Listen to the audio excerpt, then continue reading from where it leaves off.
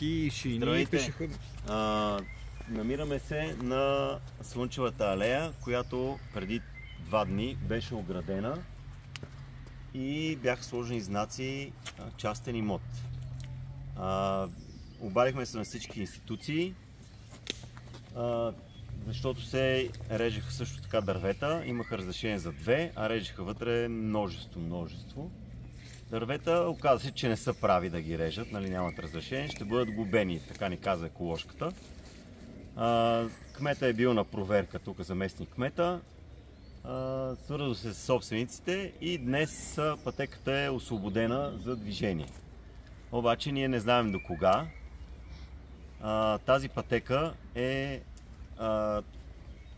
по нея сигурно е минал Леко Константинов, когато се качвали до Черни връх.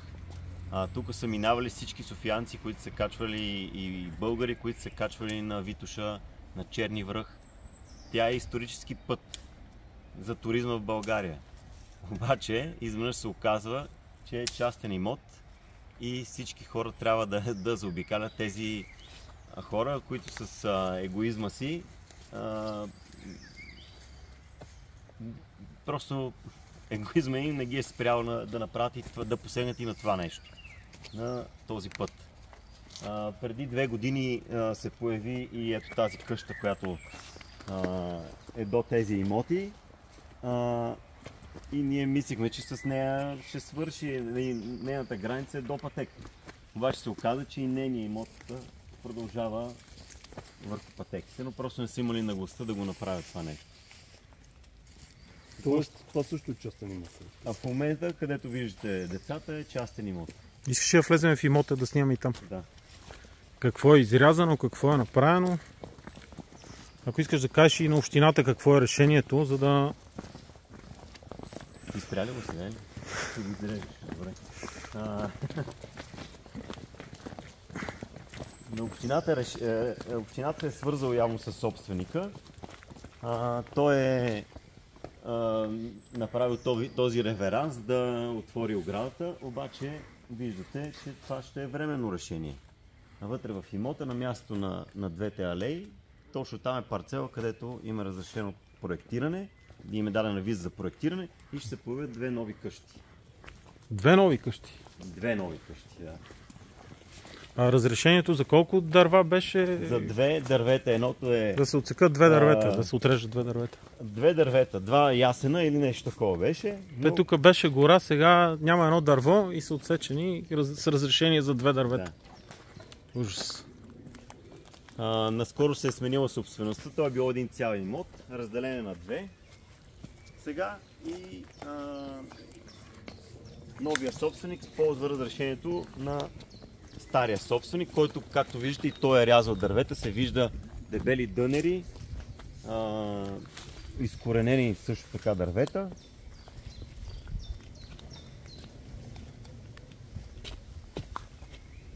И това е общината, не знаем какво е решението. За нас решението, че тази алея трябва да продължи да съществува на това място, а не да се мести, защото това е исторически път, най-малко. Да. И тук хората всички хора са минавали от тук с ски, с колела, пеша, както искат.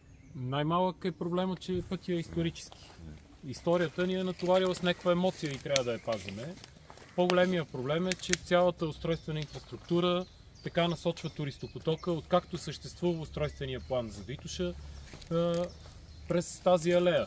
Цялата алейна мрежа в планината, в тази част на планината, тук е най-голямата, може би 90% от туристическата инфраструктура е в тази част на Златните мостове.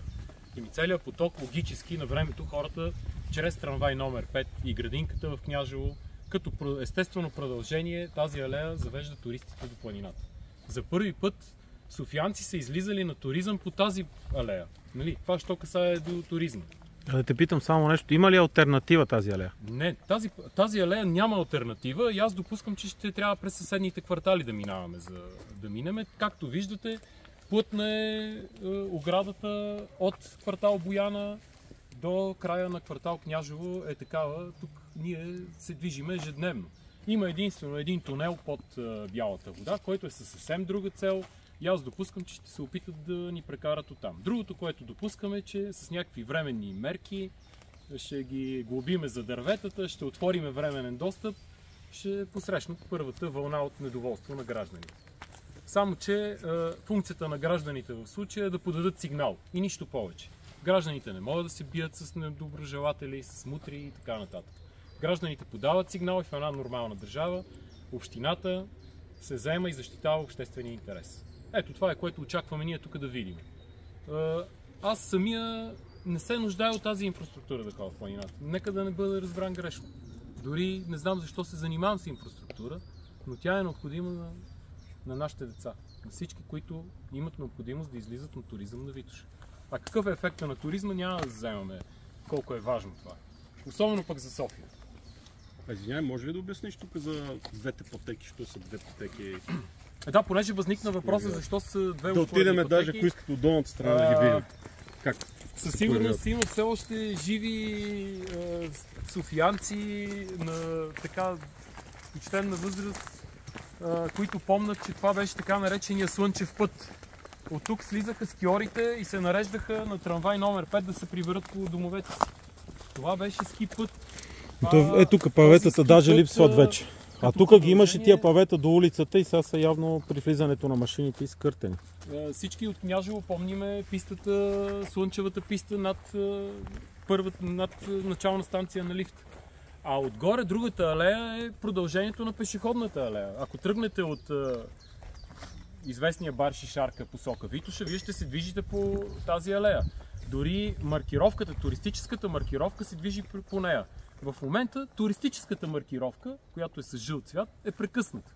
Тоест от тук си минава този Тоест, маршрут. ако един турист отвори един пътеводител за Витоша и иска да отиде до Златни мостове, ще стигне не на Златните мостове, а до тази ограда. И няма откъде да обиколи. Няма откъде да обиколи. Трябва да мине през двора на някой от имотите в квартал Бояна. Интересното район Витоша, какво имаш предвид, така че е алтернативен маршрут? Може би имат предвид надлез, подлез, нямам представа. Ние сме се наслушали, разбира се. Може да пуснат бусче. Богат опит. Тук. Каквото и да пуснат, пешеходният туризъм има ефект като пешеходен туризъм. Ама те искат да ни свалят от колите, искат да свалят хората от колите, дето се качват в планината и в същия момент орязват пешеходния достъп до планината. Това е нещо, което е много важно. От парадокси, но ние като граждани можем това да направим. Да покажем абсурда. Сега, то било в предишното управление. Извиняйте, сегашното управление държи лостовете на властта, дава го на прокурор предишния кмет или там, който архитект е разписвал. Има си в държавата ред тези неща да се установяват кой ги е разписал и как да се търси отговорност. Някакви документи от миналата година. Ако върнем 10 години или 20 години назад, аз съм сигурен, че такива документи въобще не са съществували. Тоест нас ни интересува от този момент, ако ние ще водим следствието, стара документация, на която това е отзначено като частен имот. Аз много се съмнявам, най-вероятно ще се върнем до турско време, ако някой въобще може да предявява претенции тогава. Парадоксът е, че Витоша по турско време е частна собственост. Ние отиваме към турско време. Само, че най-вероятно... Трябва да снимаме и пътеката надолу, къде продължава.